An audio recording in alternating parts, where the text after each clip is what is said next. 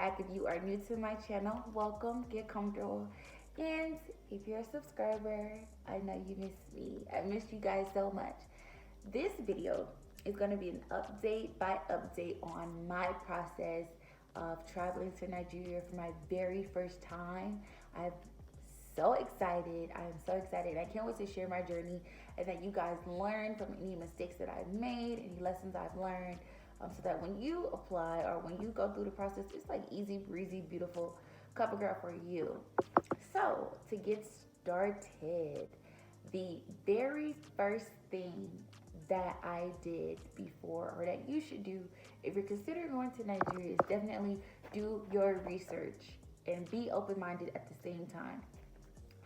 3 years ago, I decided I was going to go to Nigeria, and I was like so excited. I was telling all my friends and my family, and the response I got was like, oh, these things are going to happen to you, these bad things, and such and such. And honestly, you have to do your research, because Nigeria, from what I've seen, what I've researched, is such a beautiful country. And every country has its problems, even here in the States. So I definitely say do your research. Do your research about the culture, the food, the music, even the language. I'm learning how to speak Pidgin right now. And even a little bit of Yoruba, a little bit of Hausa. I'm trying to learn everything. So when I go there, I can just be speaking to people. Because I feel like that's so important. You never want to go to another person's country acting as though you're back at home. That's like going to your friend's house or a stranger and telling them like, hey, we're about to do it this way. And I don't care what your rules are. So you just have to. And I'm a person that's extremely open-minded. So when I go to other countries, I'm trying to learn as much as I can. I'm trying to eat the food, everything. Because I just want to make sure I blend in and get that full experience. So definitely do your research, do your research, do your research before you even go anywhere. Because people will discourage you, and it will come from a place of caring, but it's ignorance and it's fear as well. So definitely do your research if you're gonna go. Make sure that if you're going alone, you're going with friends, or you're going to meet somebody, do your research, know what countries you're going to. Even with COVID now, there's so many extra steps just to get places, especially out of the country. Nigeria to be specific, so definitely do your research. All right, so the second step is your visa application process. And this step is probably gonna be your favorite process, because it is gonna be like your favorite process. You guys will see. Now with the visa, you do the application online. In some instances, with my embassy here in Atlanta, my embassy is maybe like 30 minutes from where I live. They do your application for you, and they have different fees. I believe the regular application fee is like $150 or $160. And that's just for your visitor's visa. It's valid for 2 years for multiple entries. Now, how long that visa takes, plus with COVID, when you do the regular standard visa with the regular price, I'm honestly unsure. In another video, they'll probably let you know, but I am so unsure. However, because I am going to Nigeria in a couple weeks, I will be doing a expedited visa. And I'll go ahead and get deep in depth of my entire process and how you can learn from me. So you need a letter of invitation. You need a ticket showing that you are going to this country, whether you're going, and then your return ticket showing that you're actually coming back and how long you're staying. Now you'll also need several other COVID tests, which I'll get into that as well, because COVID has added extra steps to getting anywhere. And even U.S. territories, you have to do that. When I went to Puerto Rico, I had to do these same steps, except without the visa. So you'll need to show your passport. You'll have to turn your passport into them, and that's obvious because you can't go out of the country to these places without your U.S. passport. So I had to have my application, which they did my application for me. I had my letter of invitation. I had that person's passport data page printed out. I gave them my passport as well. And then what else did they need? That was it. And then of course I paid. So initially my trip was so soon. I didn't plan on going as soon as I did. And I ended up having to pay the week turnaround, which was $558 to get your visa in a week. Well, I highly recommend that if you're going to Nigeria, if you can wait for your visa, do that, because now how the process goes is you do your visa application. They don't process it. If you're in Atlanta, they don't process it there. They have to take your application and everything and ship it all the way to Atlanta. And there's someone there, one person, one person, one person. All of us, U.S. citizens, Nigerians, people, if you live in Atlanta, that one person is the one that's processing the visa applications. No one else. It's one person. And what they have to do is they have to go through everything, the immigration officer, and then they'll issue you your visa and send it back. So because at the time that this is being recorded, the immigration officer is actually on vacation, I paid for the expedition fee. However, my documents won't get here within a week. So, yeah. So if you can wait, just wait. Definitely just wait. So another thing, once you turn that in, whether you pay the $160, which is that fee, which is the standard regular time frame for the visa, or you could pay to get it in 2 weeks, which is like $400 something. You'll pay over $500 something, which is for a week, or you can do a visa on arrival for $700 and something. Which is completely up to you. I'm gonna just go ahead and just wait for my visa after it's expedited so that I could just have it, because there are stories about people that get the visa on arrival and then once they get there, they're having to pay extra fees out of nowhere and having issues. I just want my visa and just be, you see my visa, that's it, let me go, period. So you definitely do that. So let's say, hey, you already did your application, you took it there, and your embassy has it, they shipped it out. Good, you let them handle that, but you have to stay on them. And again, I'm in Atlanta, I have to call my embassy. You have to stay on them. And luckily the embassy that I go to is not by appointment. I can walk in the embassy and say, hey, where's my stuff? And they'll work with me, and they're backed up, because the embassy is not like how the passport places where it's like you think it's like so many people. The embassy is comprised of maybe like something less than 5 people, and they're doing the visas for U.S. citizens, they're doing passports for Nigerians, they're doing so many things. So definitely you have to stay on them. Like, they have a website where you can put in your application code just to check your status. That doesn't even work. You have to actually call these people. You have to go up there if you can. Don't just show up, especially if you go to an embassy that is by appointment only. So let's say you did that part, good. The next thing you have to do is get your vaccinations, and that part was super easy. So unlike other videos they're very informative, I like to see kind of what stuff is. So you want to get your vaccination. So if you're here in Atlanta and maybe in other places, you can go to the Passport Health over there, I believe in like close to Ponce City Market. And what you do is you have to make an appointment to go.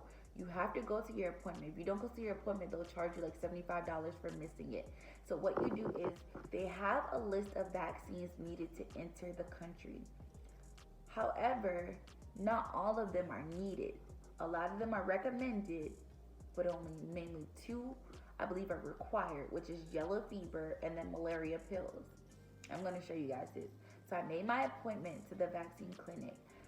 Make sure when you're making your appointment, call that customer service number and get a list of the fees, because I assumed that my vaccines were going to be like all less of like $300 and was over $500.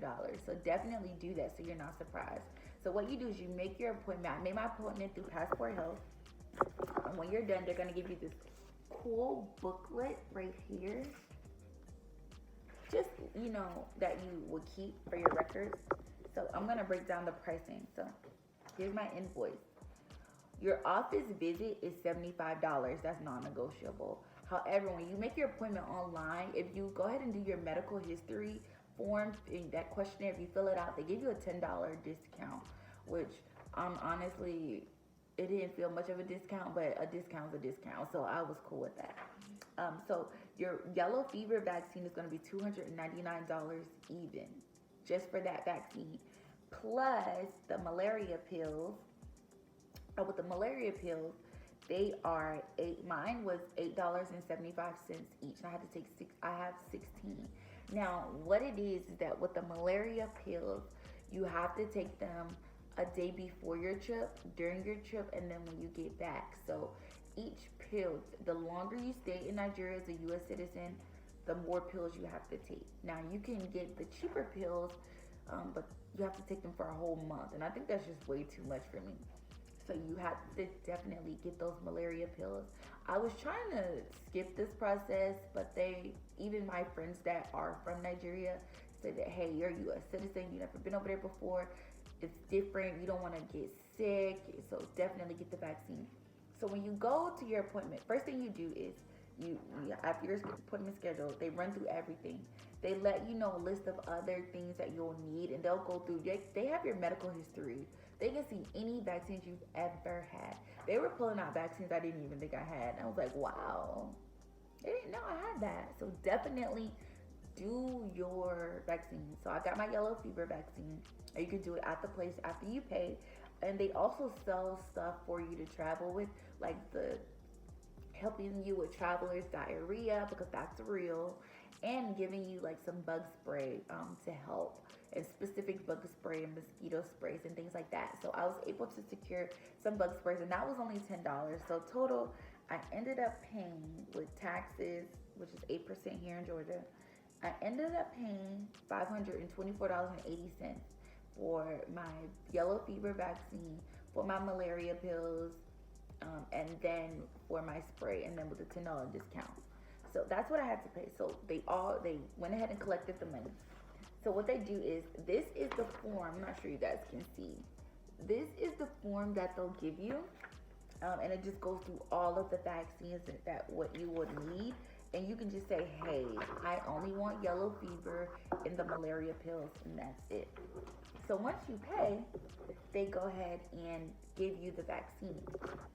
So with the vaccine, I don't know why I thought, you guys don't laugh, I thought the vaccine was going to be in this long needle, this long, with yellow fluids in there. Don't know. But when I saw it, the needle was this small. The whole fluid was all of this big. And they're gonna inject it right here. I don't know why I thought it was gonna be like right here, but they inject it right there. It was so quick and painless. It was quicker than you can say the word hello or good morning. It was that quick. It was so painless. And then that was it. The process was so quick.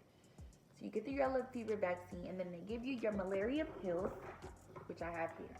So I go to Passport Health, of course. This is in my neighborhood. I'm not sure if you can see, but it comes in this. They're gonna give you your malaria pills, and this is how they look. I actually thought they were smaller, but they're actually bigger.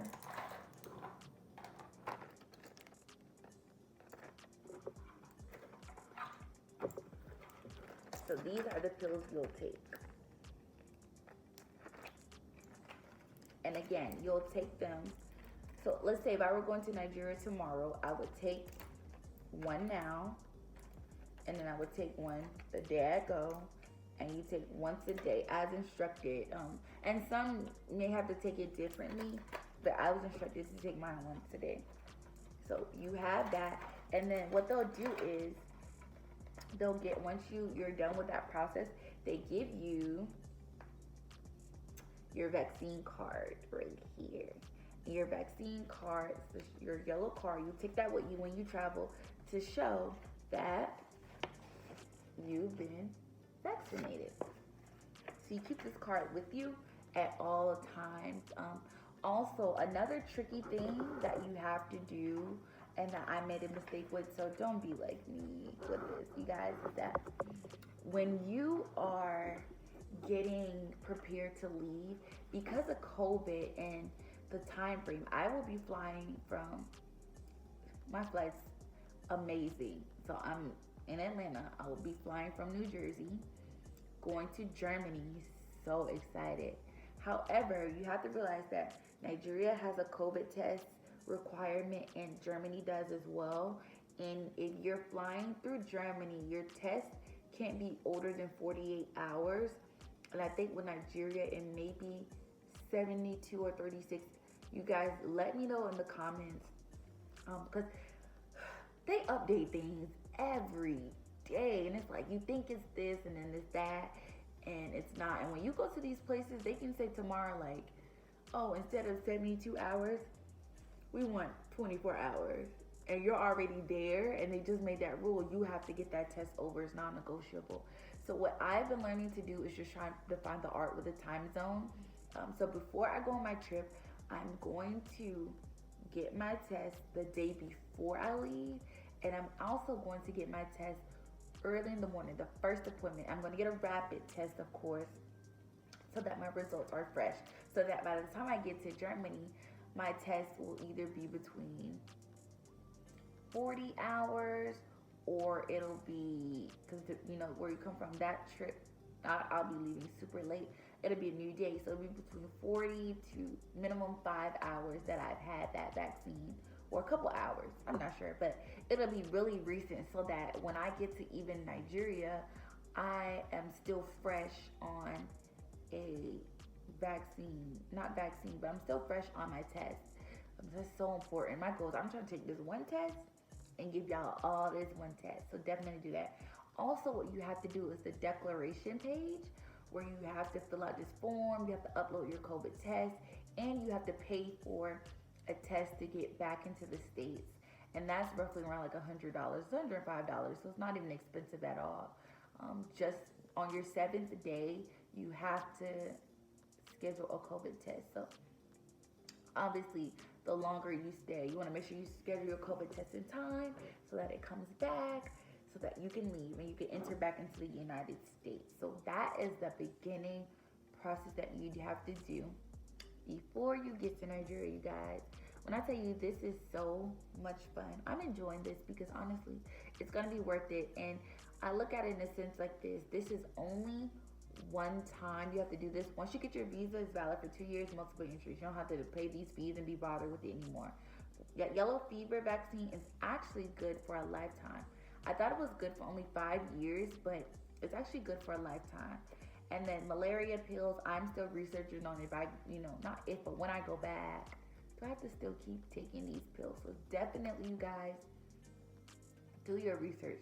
Get that visa done if you can help it.